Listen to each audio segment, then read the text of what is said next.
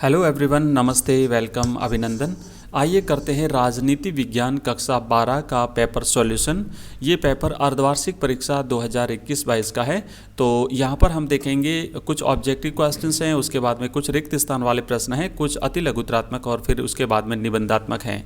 तो आइए 1 बाय 1 करके करते हैं इसका सॉल्यूशन। इससे पहले हमने हिंदी और राजनीति विज्ञान और उसके अलावा हमने इकोनॉमिक्स का भी सॉल्यूशन किया हुआ है, जो कि हमारे प्लेलिस्ट में आपको मिल जाएगा। पहला प्रश्न है, गुट निरपेक्ष देशों का प्रथम शिखर सम्मेलन जो है वो कब हुआ था, कहाँ हुआ था? तो ये जो गुट निरपेक्ष देशों का शिखर सम्मेलन है, 4 ऑप्शन है, नई दिल्ली में, वियतनाम में, दक्षिण अफ्रीका में या फिर बेलग्रेड में।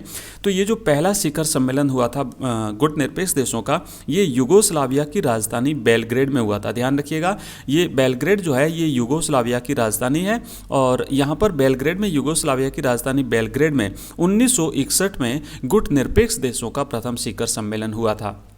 दूसरा प्रश्न, सोवियत संघ का विघटन कब हुआ था? तो सोवियत संघ का जो विघटन हुआ था ये 1991 में हुआ था। ठीक है, राइट ऑप्शन रहेगा 1991। सोवियत संघ जो कि 15 जो राष्ट्र थे उनका एक समूह था, 15 देशों का एक समूह था, छोटे छोटे राष्ट्र थे, उनका समूह था। लेकिन ये 1991 में जाते जाते, जो शीत युद्ध चल रहा था और 1991 में जाते जाते इसका विघटन हो जाता है और उसके बाद में ही शीत युद्ध की समाप्ति हो जाती है। और इससे पहले मिखाइल गोर्बाचोव जो है इस यहाँ के राष्ट्रपति थे सोवियत संघ के। तीसरा प्रश्न है, सोवियत संघ के विघटन के लिए जिस नेता को जिम्मेदार माना गया है वे कौन थे? तो Nikita Khrushchev, Stalin, Mikhail Gorbachev या फिर बोरिस येल्त्सिन। तो इससे पहले यहाँ पर मिखाइल गोर्बाचोव थे, तो इनको ही यहाँ जिम्मेदार माना गया है इसके विघटन का। नेक्स्ट क्वेश्चन है, बांग्लादेश का निर्माण कब हुआ था? तो बांग्लादेश का निर्माण 1971 में हुआ था। ठीक है, बांग्लादेश का निर्माण 1971 में हुआ था। उससे पहले पूर्वी पाकिस्तान के नाम से ये जाना जाता था और उसके बाद में जब पूर्वी पाकिस्तान और पश्चिमी पाकिस्तान में युद्ध हुआ था तो भारत के सहयोग से 1971 में इसे स्वाधीनता प्राप्त हुई थी और बांग्लादेश नाम जो है वो मिला था। अगला प्रश्न है कि द्विराष्ट्र सिद्धांत किसकी देन है? द्विराष्ट्र सिद्धांत जो है ये कांग्रेस पार्टी, कम्युनिस्ट पार्टी, मुस्लिम लीग या फिर समाजवादी पार्टी। तो इसका सही जवाब रहेगा मुस्लिम लीग की देन है। संयुक्त राष्ट्र संघ के दूसरे महासचिव कौन थे? ऑप्शन 1 है एंटोनियो गुटेरेस, बी यू थांट, सी बान की मून और द है डैग हैमरशोल्ड। तो जो दूसरे महासचिव थे वो थे डैग हैमरशोल्ड। अंतर्राष्ट्रीय न्यायालय का मुख्यालय कहाँ पर है? वॉशिंगटन में, हैग में, न्यूयॉर्क में या जेनेवा में? तो अंतर्राष्ट्रीय न्यायालय का मुख्यालय हैग में है। ओके, इसका मुख्यालय जो है वो हैग में है। भारतीय चुनाव आयोग का गठन किस वर्ष हुआ था? भारतीय चुनाव आयोग का गठन 1949 में, 1950 में, 1951 में या फिर 1952 में? तो इसका सही जवाब है ऑप्शन ब, 1950 में भारतीय चुनाव आयोग का, इलेक्शन कमीशन का गठन हुआ था। सर्वप्रथम कितने बैंकों का राष्ट्रीयकरण किया गया था? तो सर्वप्रथम 14 बैंकों का राष्ट्रीयकरण हुआ था। गरीबी हटाओ का नारा किसने दिया था? इंदिरा गांधी, लाल बहादुर शास्त्री, जवाहरलाल नेहरू या फिर BR अम्बेडकर? तो इसका सही जवाब है ऑप्शन 1, इंदिरा गांधी ने गरीबी हटाओ का नारा दिया था। 5वीं पंचवर्षीय योजना में ये नारा दिया गया था। अगला प्रश्न है, अब एक पंक्ति वाले क्वेश्चंस हैं। क्यूबा का मिसाइल संकट किस वर्ष उत्पन्न हुआ था? ये सारे के सारे क्वेश्चंस आपको हमारे मॉडल पेपर में मिल जाएंगे। हमने पॉलिटिकल साइंस के मॉडल पेपर्स जारी कर रखे हैं, ऑब्जेक्टिव टाइप के भी हैं और साथ ही साथ वहाँ पर आपको 1 लाइनर क्वेश्चंस भी मिल जाएंगे, तो उसमें सब कुछ मिल जाएंगे आपको। क्यूबा का मिसाइल संकट जो है ये 1961 में उत्पन्न हुआ था। रूस और सोवियत संघ और उसके अमेरिका के दोनों के बीच में ये कटुता का सर्वोच्च बिंदु था।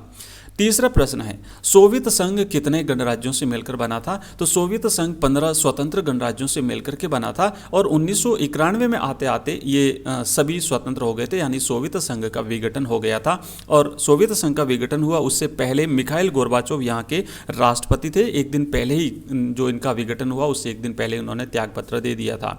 चौथा प्रश्न है, WHO का पूरा नाम लिखिए। WHO का पूरा नाम है वर्ल्ड हेल्थ ऑर्गेनाइजेशन। अगला प्रश्न है, भारत का संविधान कब से अमल में आया? तो 26 जनवरी 1950 को भारत का संविधान अमल में आया था। 2 वर्ष 11 माह और 18 दिन में बनकर के भारत का संविधान तैयार हुआ था, जिसे 26 जनवरी 1950 को पूर्ण रूप से लागू कर दिया गया था और तब से भारत जो है वो एक गणतंत्र राष्ट्र बन गया था। 7वां प्रश्न है, ऑपरेशन फ्लड किससे संबंधित है? तो ऑपरेशन फ्लड जो है वो दूध उत्पादन से संबंधित है, मिल्क प्रोडक्शन से रिलेटेड है ऑपरेशन फ्लड।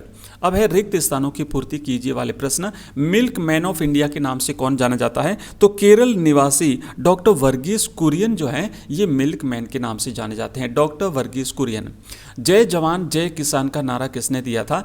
भारत और पाकिस्तान का जो 1965 का युद्ध हुआ था उस समय श्री लाल बहादुर शास्त्री जी ने भारत और पाकिस्तान के युद्ध के दौरान नारा दिया था जय जवान जय किसान।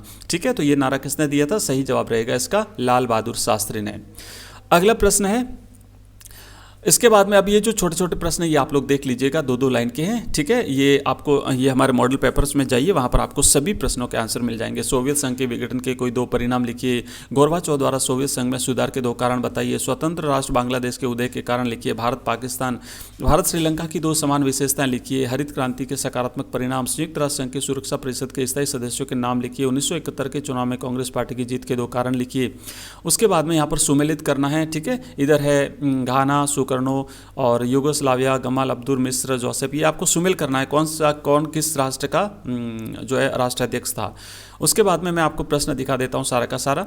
और स्वतंत्रता प्राप्ति के समय भारत की प्रमुख चुनौतियाँ कौन कौन सी थी, वर्णन करना है। देशी रियासतों के एकीकरण में सरदार वल्लभ भाई पटेल के योगदान को विस्तार से वर्णन करिए। प्रथम 3 आम चुनावों के संदर्भ में एक दल की प्रधानता का वर्णन कीजिए। और इस तरीके से ये आपका क्वेश्चन पेपर है पॉलिटिकल साइंस का।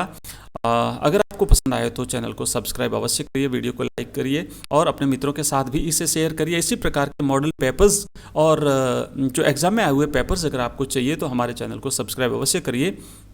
थैंक यू, बहुत बहुत धन्यवाद आपका।